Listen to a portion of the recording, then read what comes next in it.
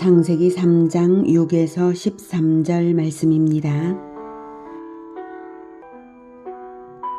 여자가 그 나무를 본즉 먹음직도 하고 보암직도 하고 지혜롭게 할 만큼 탐스럽기도 한 나무인지라. 여자가 그 열매를 따먹고 자기와 함께 있는 남편에게도 주매 그도 먹은지라. 이에 그들의 눈이 밝아져 자기들이 벗은 줄을 알고 무화과 나무 잎을 엮어 치마로 삼았더라. 그들이 그날 바람이 불 때 동산에 거니시는 여호와 하나님의 소리를 듣고 아담과 그의 아내가 여호와 하나님의 낯을 피하여 동산 나무 사이에 숨은지라. 여호와 하나님이 아담을 부르시며 그에게 이르시되 내가 어디 있느냐? 이르되 내가 동산에서 하나님의 소리를 듣고 내가 벗었으므로 두려워하여 숨었나이다. 이르시되 누가 너의 벗었음을 내게 알렸느냐? 내가 내게 먹지 말라 명한 그 나무 열매를 내가 먹었느냐? 아담이 이르되 하나님이 주셔서 나와 함께 있게 하신 여자, 그가 그 나무 열매를 내게 주므로 내가 먹었나이다. 여호와 하나님이 여자에게 이르시되 내가 어찌하여 이렇게 하였느냐? 여자가 이르되 뱀이 나를 꿰므로 내가 먹었나이다. 사랑하는 형제 여러분, 10월 25일 월요일 새벽 묵상에 잘 오셨습니다. 진실을 잘 모르면 거짓에 속게 됩니다. 하나님의 말씀이 진실인데 하나님의 말씀을 잘 모르면 마귀가 거짓말을 해도 분별을 못해 속게 됩니다. 여자는 하나님의 언약을 잘 몰라서 마귀가 거짓말을 하자 속았고 마귀의 말을 믿었습니다. 그런데 하나님과 언약을 체결한 사람은 원래 아담이죠. 아담은 언약 체결 시점보다 나중에 태어난 여자에게 언약의 말씀을 잘 가르쳐 줘야 할 책임자입니다. 그래서 여자에게 언약을 말해줬을 거예요. 그러니까 뱀이 여자에게 질문할 때 여자가 대답은 했죠. 들었으니까요. 그런데 부정확한 대답이었죠. 오늘은 대표자의 책임과 정직성에 대해서 묵상해 봅니다. 여자는 왜 언약을 잘 몰랐을까요? 남자가 잘 말해주지 않았기 때문일까요? 여자가 잘 듣지 않았기 때문일까요? 우리는 알지 못하지만 추측할 만한 정황이 보입니다. 6절에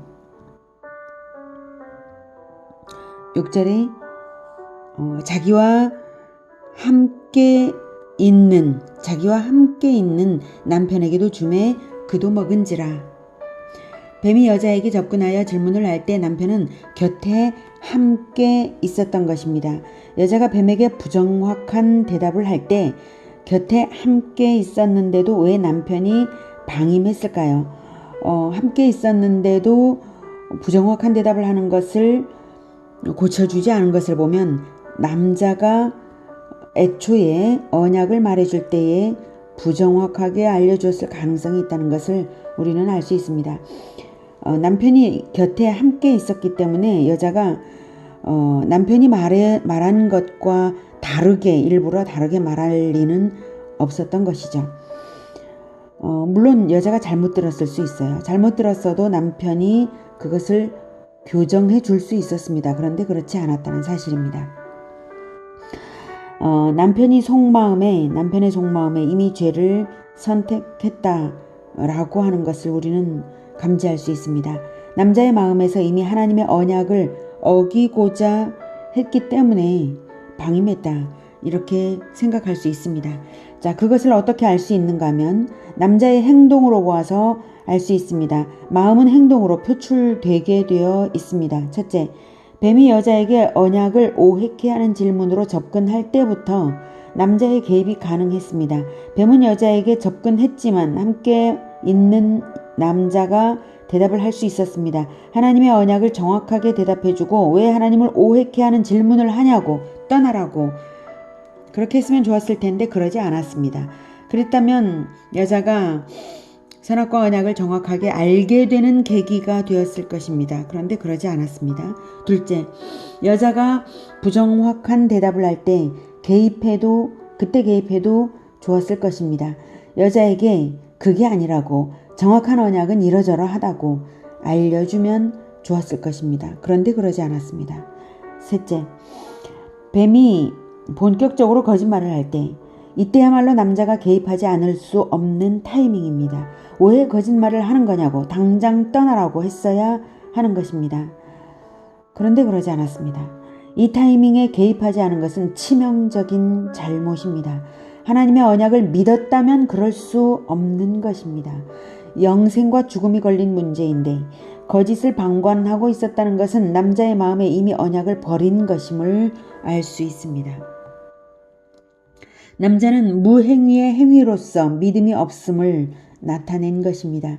이렇게 마음은 행위로 마음은 나타나게 되어 있습니다. 넷째, 여자가 뱀의 말을 믿고 언약을 불신해서 선악과의 눈길을 돌릴 때에도 선악과를 만질 때에도 남자는 개입하지 않았습니다. 여자가 선악과를 만졌는데도 아무런 해가 없자 여자는 더욱 언약이 불신되었을 것입니다. 만져도 아무렇지도 않네. 네. 자기는 만지지도 말라라고 한 것으로 생각하고 있었기 때문에 만져도 아무렇지도 않네. 그럼 그 말은 틀렸나? 이렇게 생각했죠. 그리고는 선악과를 땄을 것입니다. 선악과를 따는 것도 남자는 가로막지 않았습니다. 무행위의 행위로서 남자는 선악과를 따도 좋다고 말한 것이나 다름없죠. 그래요. 따도 괜찮습니다. 따는 것까지는. 자, 그리고 마침내는 선악과를 먹는 순간에도 중단시키지 않았고, 이게 문제죠. 여자가 먹으라고 주는 것을 아무 저항 없이 마침내는 받아 먹었습니다. 남자가 언약 체결의 당사자이면서 아무 저항 없이 선악과를 먹은 것입니다.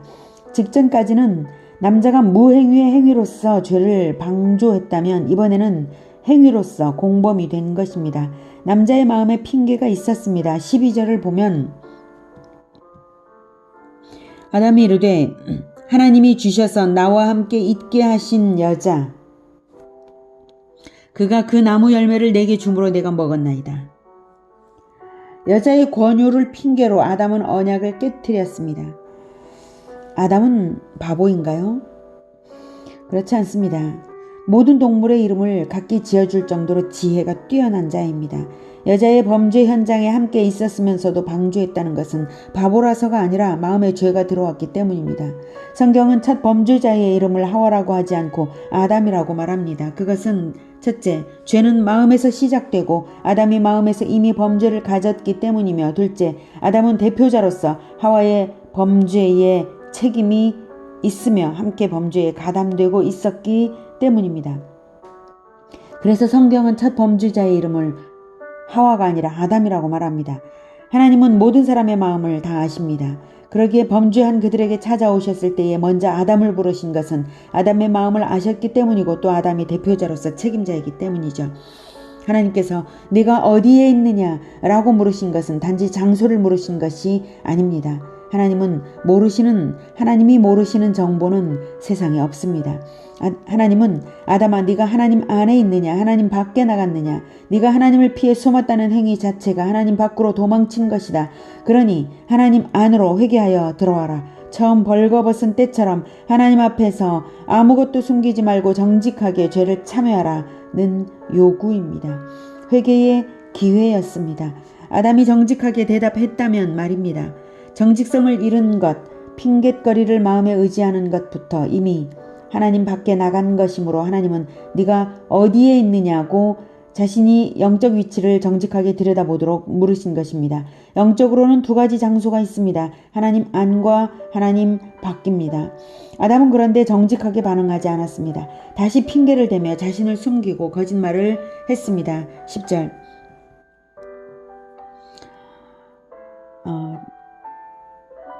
이르되 내가 동산에서 하나님의 소리를 듣고 내가 벗었으므로 두려워하여 숨었나이다. 범죄의 수치를 가리려고 했다는 뜻이 아닙니다. 범죄를 이실직고 하는 것도 아닙니다. 범죄를 저지르게 유혹한 마귀를 고발하고 있지도 않습니다. 아담은 본질을 말하지는 않고 현상의 일부만을 말함으로써 자꾸만 하나님으로부터 도망치고 있습니다. 하나님은 다시 물으십니다. 누가 너의 벗었음을 네게 알렸느냐? 내가 네게 먹지 말라 명한 그 나무 열매를 네가 먹었느냐? 하나님은 누가? 라고 물으십니다. 처음 질문은 어디에? 라고 하셨죠. 어디에? 그런데 이제 네가 하나님 안에 있느냐 하나님 밖에 있느냐 어디에 이렇게 물으셨는데 이제 누가 알렸느냐는 범죄를 저지르게 만든 원흉인 마귀를 고발하라는 의미입니다. 사람은 범죄를 저질렀을 때에 수치심과 거짓말이 일어납니다. 자기를 수치스러워하고 자기를 도망치게 합니다. 그러느라 정작 미워해야 할 마귀를 미워하지 못합니다. 마귀를 대적하지 못합니다. 사실 마귀를 대적하는 일은 범죄가 저질러지기 전에 아담이 실행했어야 합니다. 그러려면 언약을 굳게 붙잡고 있었어야 했습니다. 그런데 그러지 못했고 이제 모든 것이 어긋나고 말았습니다. 아담의 대답은 계속 어긋납니다. 가만히 보면 여자에게만 화살 끝을 돌린 것이 아닙니다. 하나님께 돌린 것이죠. 하나님이 주셔서 하나님이 주셔서 12절 하나님이 주셔서 나와 함께 있게 하신 여자 그가 그 나무 열매를 내게 주므로 내가 먹었나이다. 이렇게 하나님을 탓합니다. 결국 언약 파기의 원인 책임을 언약의 상대편인 하나님에게로 돌린 것입니다. 하나님은 그래서 여자에게 물으십니다. 네가 어찌하여 이렇게 하였느냐. 여자가 만약 자기 남편의 방식대로 대답을 했다면 어떻게 대답을 하게 되었을까요? 하나님이 나에게 책임자로 권위를 주어 세우신 남자 그가 나에게 언약을 제대로 말해주지 않았고 내가 뱀의 질문에 잘못 대답할 때에도 교정해주지 않았고 내가 선악과를 먹고 싶어서 보고 만질 때에도 내가 선악과를 딸 때에도 중단시키지 않았고 내가 먹을 때에도 먹지 말라고 하지 않았고 내가 먹으라고 줬을 때 그가 먹었습니다. 이렇게 대답할 수도 있었습니다. 그러나 그렇게 대답하지 않았죠. 그것은 진실처럼 느껴지는 자기 도피의 거짓말들이기 때문에 그 거짓말을 여자는 하지 않았습니다. 하와는 미워해야 할 대적이 누구인지 알았습니다. 그래서 뱀이 나를 꾀므로 내가 먹었나이다 라고 대답했습니다. 뱀을 고발한 것이고 자기 죄를 실토한 것입니다. 자, 오늘은 대표자의 책임과 정직성에 대해 초점을 맞추고자 합니다.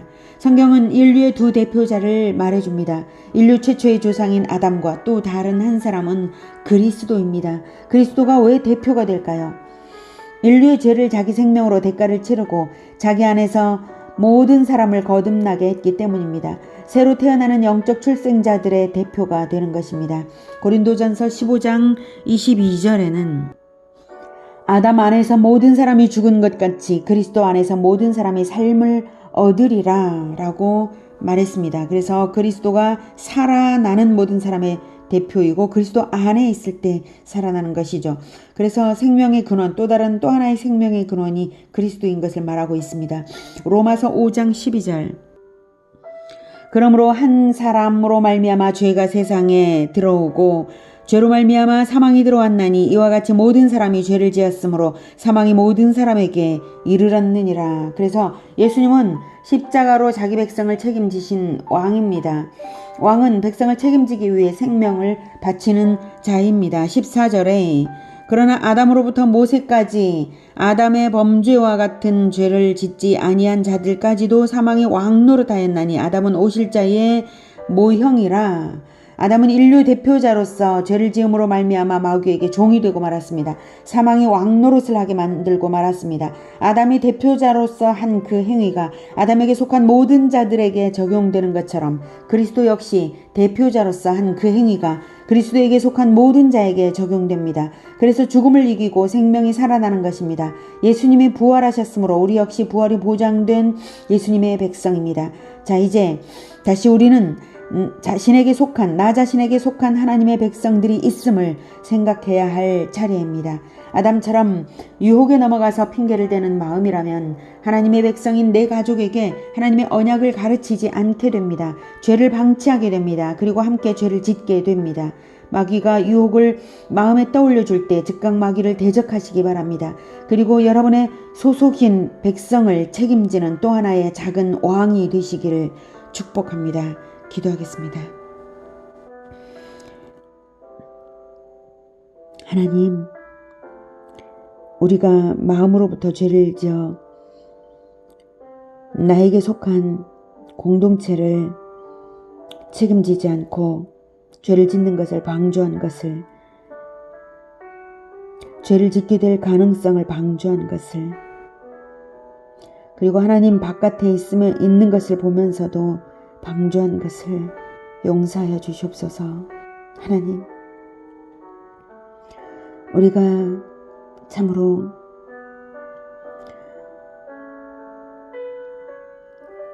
어리석었던 것을, 하나님의 말씀을 온전한 믿음으로 반응하지 못해드린 것을 용서해 주시고 우리를 다시 새롭게 해 주시옵소서. 예수 그리스도의 보혈로 덮으시고 성령의 능력으로 붙들어 주시고 하나님의 말씀, 언약의 말씀을 다시 믿음으로 언약의 말씀을 취하여 주 예수 그리스도 안에서 온전한 생명으로 서게 하여 주시옵소서. 그리고 주 예수 그리스도 안에 있게 하여 주시고 우리가 결코 밖으로 나가지 않겠습니다. 하나님 도와주시옵소서. 우리가 자꾸 예수 그리스도 밖으로 돌출되어서 마귀에게 노출되기가 참으로 쉬운 존재들이오니 주님 우리를 불쌍히 여겨주시고 늘 예수 그리스도 안에 피하여 숨게 하시고 예수 그리스도 안에서 생명을 보존하게 하시고 하나님 함께 소속한 모든 공동체를 예수 그리스도 안에 있게 하는 자들 되게 주님 도와주시옵소서. 우리를 붙들어 주시옵소서. 도피성이신 예수님, 새로운 생명의 원천이신 영생의 근원이신 예수 그리스도의 이름으로 기도드립니다. 아멘. 이어지는 시간은 개인 기도 시간입니다.